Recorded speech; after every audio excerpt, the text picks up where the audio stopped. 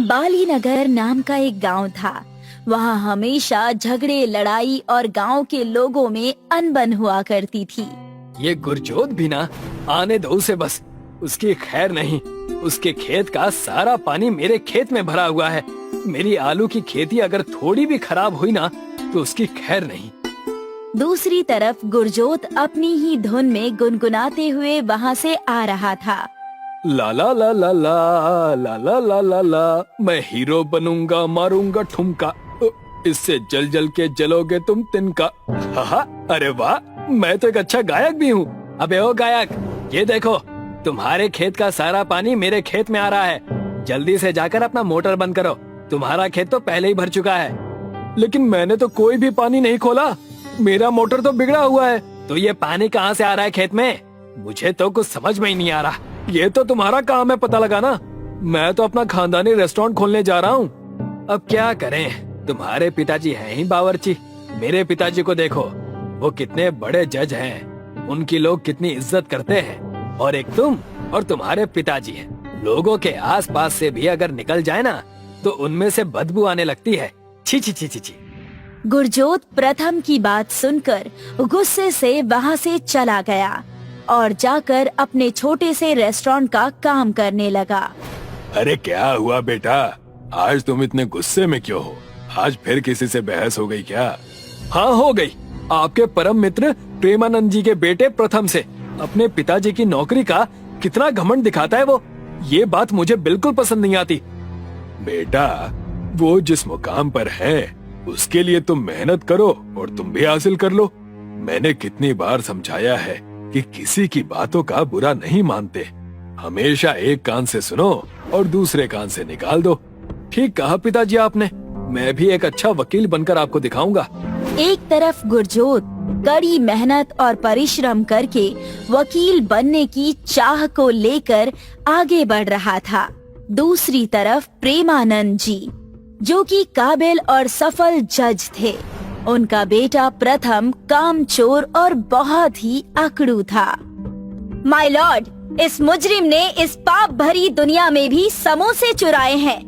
मेरे क्लाइंट का ये कहना है कि ये समोसे की सिर्फ पपड़ी खाया करता था और अंदर का आलू हमेशा नहीं खाता था, उसे वेस्ट कर देता था। और चोरी करते वक्त भी इस मुजरिम ने यही किया। अंदर का आलू इसने नहीं खाया और ऊपर की सारी पपड़ी ये खा गया। ये बिल्कुल गलत इल्जाम है डॉक्टर साहब मुझ पर। मेरा मतलब है जज साहब मुझ पर। अंदर का आलू मैं इसलिए नहीं खाता हूँ क्योंकि मुझे गैस हो जाती है। इसका मतलब तुम कबूल कर रहे हो कि तुमने ही वो समोसे खाए हैं। देखा माय लॉर्ड, कैसे मेरे झांसे में आकर इस मुजरिम ने सच कह दिया। सारे सबूतों और गुनाहों को मद्देनजर रखते हुए ये अदालत ये सजा सुनाती है कि झिंगरू के 1000 समोसे दुकान वाले को बनाकर या बनवा कर देने होंगे। Case is adjourned. नहीं, ये नहीं हो सकता। मैंने ये सुना है कि अदालत को सबूत चाहिए। तुम्हारे पास है कोई सबूत? मुझे यहाँ तक सबूत की दुर्गंध आ रही है। ये दुर्गंध उसे समोसे को खाने से हुई है। ले जाओ इसे। बेटा आ गए तुम? कैसा रहा तुम्हारा दिन? और तुमने फिर से उसी जयंती लाल के बेटे गुरजोत से झगड़ा कर लिया। कम से कम अपने पिताजी का हाथ तो व्यापार में बटाता है वो। तुम्हारी तरह तो नहीं है, अपने बाप के पैसों पर अय्याशी तो नहीं कर रहा। क्या आप भी पिताजी, हमेशा आप मेरे पीछे ही लगे रहते हैं। मेरी की हुई मेहनत और काम आपको तो जैसे दिखता ही नहीं। दोनों बाप अपने अपने बेटों की बहुत चिंता करते थे। इस वजह से जयंती लाल और प्रेमानंद मिलकर बातें करने लगे। सबको लगता है मैं जज हूँ, मैं सुखी से हूँ। कोई मेरी तकलीफ देखता ही नहीं। ना कोई मुझसे आकर पूछता है कि मैंने क्या किया, कैसे अपना जीवन तकलीफों के सहारे गुजारा। सबको अपने अपने हित की ही पड़ी है बस। और मुझे ये जिंदगी मेरे बेटे को नहीं देनी। तो मेरी कौन सी अच्छी जिंदगी है? अगर इनकी माएं होती तो ये नौबत ना आती। मेरे पास एक अच्छा उपाय है, तुम कहो तो मैं बताऊं? जयंती लाल और प्रेमानंद ने चाल चली और घर नहीं गए। दोनों बेटों को शक होने लगा। प्रथम और गुरजोत दोनों ही सहम गए और अपने अपने पिताजी को ढूंढने निकल पड़े। पता नहीं कहाँ चले गए पिताजी। 3 दिन हो गए, घर नहीं आए। इसी कारण मैं दुकान नहीं खोल पा रहा। हे भगवान, कृपा करके उनकी सुरक्षा करना। यार, ये पिताजी कहाँ चले गए? उस दिन रात को क्या कहा था मुझे याद भी नहीं। ढूंढना होगा। अरे गुरजोत, तुम यहाँ क्या कर रहे हो? तब गुरजोत ने अपनी सारी समस्या बताई। दोनों सदमे में आ गए। उतने में ही वहाँ पर एक डाकिया आया और चिट्ठी देकर कहने लगा, ये चिट्ठी तुम दोनों के नाम पर आई है। लाओ, मैं पढ़कर देखता हूँ। तुम दोनों के पिताजी को हमने कैद करके रखा है। अगर उन्हें खुश देखना चाहते हो तो इस पते पर जल्दी पहुँचो। वहाँ तुम्हें एक और चिट्ठी मिलेगी। हमें तुरंत उस जगह पर जाना चाहिए, वरना कोई बड़ी परेशानी ना हो जाए। हे भगवान, सब ठीक कर देना। मैं तुम्हें खूब सारे प्रसाद भोग लगाऊंगा। गुरजोत और प्रथम उस जगह पर जाते हैं और वहाँ जाकर दोनों की आंखें फटी की फटी रह जाती है। वहाँ जाकर वो देखते हैं कि एक शानदार अदालत और रेस्टोरेंट बना हुआ है। अरे वाह, क्या बात है! कितना सुंदर रेस्टोरेंट बना है। लेकिन अदालत रेस्टोरेंट, ये है क्या? मेरा मतलब, अदालत में रेस्टोरेंट है या रेस्टोरेंट में अदालत? अरे हाँ, यहाँ एक चिट्ठी भी होगी। कुछ ही दूर में उन्हें एक बोर्ड नजर आया। बोर्ड पर लिखा है, तुम दोनों को मिलकर इस अदालत रेस्टोरेंट को चलाना है, वो भी सफलता पूर्वक, और तब जाकर तुम दोनों के पिताजी को छोड़ा जाएगा। हमारे पास इसके सिवा कुछ और करने को है भी नहीं। अपने पिताजी को बचाने के लिए मैं तो ये करने के लिए तैयार हूँ। गुरजोत और प्रथम दोनों अपने अपने पिताजी के चंगुल में आकर फंस गए थे और उन्होंने अदालत रेस्टोरेंट चलाना शुरू कर दिया। देखते ही देखते 6 महीने बीत चुके थे। अदालत रेस्टोरेंट के बारे में पूरे शहर में चर्चा होने लगी थी। तुम्हारे साथ काम करके मुझे पता नहीं क्यों अच्छा लग रहा है। हम बचपन से एक दूसरे को जानते हैं, लेकिन कभी हमने ये काम नहीं किया। अब मैं समझ चुका हूँ कि कोई छोटा या बड़ा नहीं होता। मैं भी वकील बनकर रह गया। हम इस व्यापार को और आगे ले जाएंगे। गुरजोत और प्रथम बात कर ही रहे थे कि वहाँ पर उन दोनों के पिताजी आ गए। दोनों अपने अपने पिताजी को देखकर हैरान थे। पिताजी, आप कैसे हैं? आप कहीं आपको कोई चोट तो नहीं लगी ना?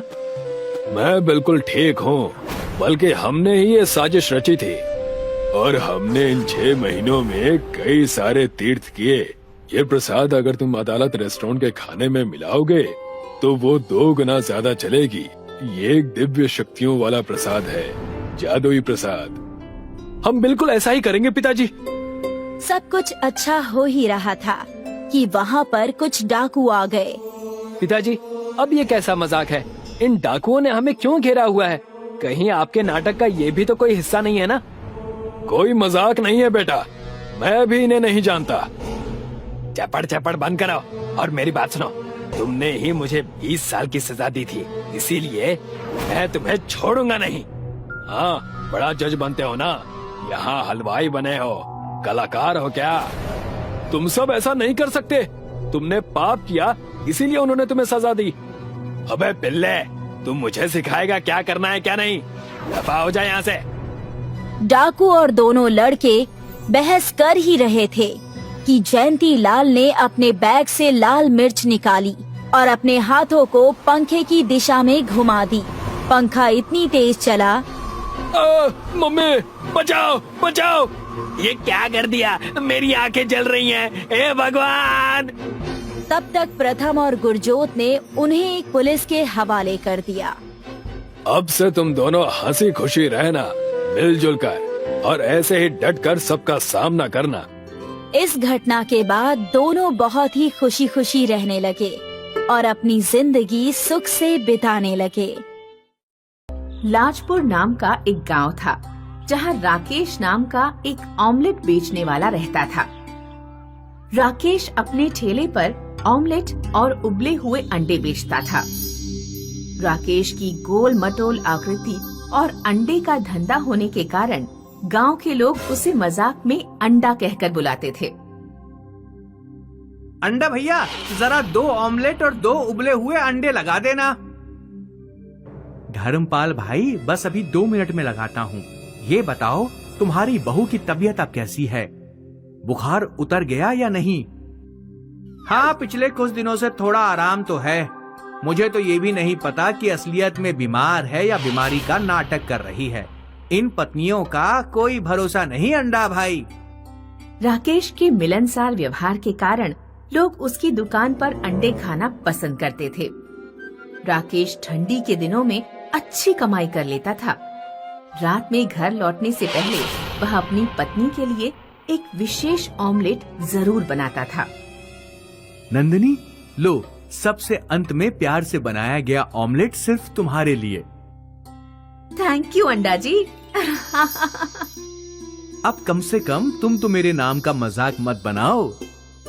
ज्यादा अमीर ना होते हुए भी राकेश खुशहाल जीवन बिताता था। राकेश के पड़ोस में पंकज नाम का एक चाट बेचने वाला रहता था। पंकज बहुत आलसी था। किसी दिन चाट का ठेला लगा लेता तो किसी दिन पड़ा पड़ा सोता रहता। उसकी पत्नी उसे लात मार मार कर जगाती थी। अरे ओ राजकुमार, उठ जाओ, आज घर में खाने को कुछ नहीं है। अगर मुझे पता होता कि तुम इतने आलसी हो तो कभी मैं तुमसे शादी नहीं करती।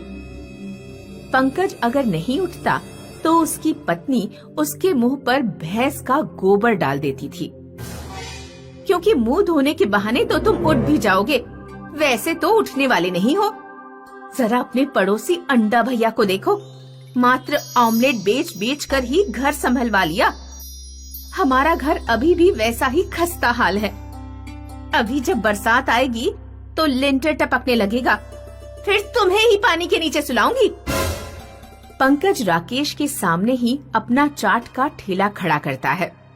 वह चाट बनाने के लिए 3-4 दिन पुराने बचे हुए छोले का इस्तेमाल करता। चाट में बहुत बुरी महक आ रही है, इसका स्वाद भी खट्टा लग रहा है। तुमने ही तो खट्टी खटाई डालने को कहा था, अब चाट खट्टी नहीं तो क्या मीठी लगेगी? मैं नहीं खा रहा इस चाट को, इससे अच्छा तो अंडा भैया की ऑमलेट खा लेता हूँ। पंकज के खराब माल और अकड़ू स्वभाव के कारण ग्राहक उसके ठेले पर रुकते ही नहीं थे। वे उसका ठेला छोड़कर राकेश की दुकान पर अंडे खाने चले जाते। एक रात पंकज जब घर पहुंचा तो उसकी पत्नी बोली, आज 2-4 रुपए कमाए या नहीं? मुझे पैसे दो, सब्जी लेकर आनी है। इतनी रात बीत गई और तुमने अभी तक खाना ही नहीं बनाया, मेरा लौटने का इंतजार कर रही हो। जब सब्जी ही नहीं थी तो खाना किस चीज से बनाती? पैसे दो। मेरे पास पैसे नहीं हैं। पंकज की पत्नी गुस्से में घर छोड़कर चली जाती है। ये सब उस अंडे की वजह से हो रहा है। अगर वो मेरा पड़ोसी ना होता और मेरे सामने अपना ठेला ना लगा रहा होता तो ग्राहक मजबूरी में मेरी चाट खाते, चाहे मैं कितना भी पुराना माल इस्तेमाल करता। अंडे के धंधे का कचूमर निकालना पड़ेगा। एक रात जब राकेश और उसकी पत्नी शादी में गए हुए थे तो पंकज उनके घर में घुस गया। उसने राकेश के घर पर रखे सैकड़ों अंडे के ट्रे ठेले पर रखे और पूरा ठेला पहाड़ी पर ले जाकर सीधे खाई में फेंक दिया। राकेश अगले दिन जब शादी से लौटा तो उसने देखा कि सारा माल और ठेला गायब है। राकेश और उसकी पत्नी ने सोचा कि उनके घर डाका पड़ गया। दोनों बेचारे पूरे दिन दरवाजे पर बैठकर रोते रहे। सुनिए जी, इस तरह हाथ पर हाथ रखकर बैठे रहने से कुछ नहीं होगा। चलिए चलकर ठेला ढूंढते हैं, क्या पता कहीं कोई सुराग या निशानी मिल जाए। दोनों लोग माल और ठेले की तलाश में इधर उधर भटकने लगे। वे रात होने पर भी गांव में भटकते रहे, लेकिन उन्हें कुछ भी नहीं मिला। आखिरकार जब वे निराश होकर घर लौट रहे थे तो उन्हें जंगल से ऐसी आवाज आई कि जैसे कोई बड़ा पत्थर जमीन पर गिर गया हो। दोनों जंगल में गए तो उन्होंने देखा कि एक विशाल अंडा कहीं से जमीन पर गिरा है। इतना बड़ा अंडा तो मैंने आज तक नहीं देखा। इसके आकार को देखकर लगता है कि ये किसी बहुत बड़ी मुर्गी का अंडा है। राकेश ने एक बड़ी सी ट्रॉली का इंतजाम किया और अंडे को अपने घर ले आया। अंडा तो हम ले आए, लेकिन इतने बड़े अंडे का इस्तेमाल क्या होगा?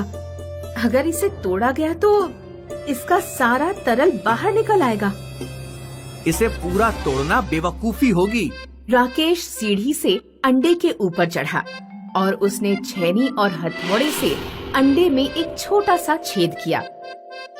अंडे में छेद होते ही उसका तरल फव्वारे की तरह बाहर निकलने लगा।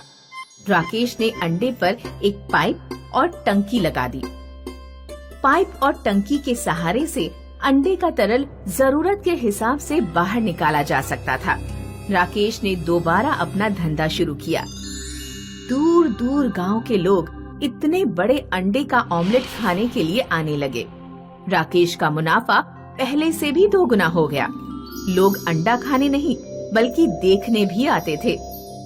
उधर पंकज राकेश की बढ़ती कमाई देखकर जलकर राख हो जा रहा था। बड़ा अंडा, इसे भी खाई में फेंक दूंगा। राकेश और उसकी पत्नी सुबह अधियारे ही उठ जाते थे। एक दिन पंकज उनके घर कुछ सुबह सुबह पहुंच गया। उसने राकेश और उसकी पत्नी पर बेहोश करने वाला स्प्रे छिड़क दिया। राकेश और उसकी पत्नी बेहोश होकर गिर गए। फिर पंकज ट्रैक्टर और ट्रॉली से विशाल अंडे को पहाड़ी पर ले गया। इतने बड़े अंडे को खाई में फेंकने से पहले इसे कुल्हाड़ी से फोड़कर देखूंगा। इसे फोड़ने में बहुत मजा आएगा। पंकज ने जोर से अंडे में कुल्हाड़ी मारी। अंडे से पानी का इतना तेज प्रेशर निकला कि पंकज के पांव जमीन पर टिके नहीं रह सके और वह खाई में गिरकर मर गया। रेगिस्तान के पास कनिष्कपुर नाम का एक गांव था। गांव में भयानक गर्मी पड़ती थी और पानी की बहुत किल्लत थी। पूरे गांव में सिर्फ एक ट्यूबवेल था, जिस पर सुबह शाम सिर्फ 2 घंटे के लिए पानी आया करता था। इसलिए ट्यूबवेल पर पानी की लंबी लाइन रहती थी। गांव में मुरारी नाम का एक डबल रोटी बेचने वाला रहता था। उसे सुबह सुबह गांव में डबल रोटी बेचने जाना होता था, इसलिए वह ट्यूबवेल पर हमेशा देरी से पहुंचता और उसे लंबी लाइन के सबसे आखिर में लगना पड़ता। लो देखो गांव वालों, मुरारी आज फिर से सबसे देर से आया है। इसका नंबर आने तक ट्यूबवेल में पानी आना भी बंद हो जाएगा। एक दिन गांव में कहीं दूर से चलता हुआ एक बूढ़ा आदमी आया।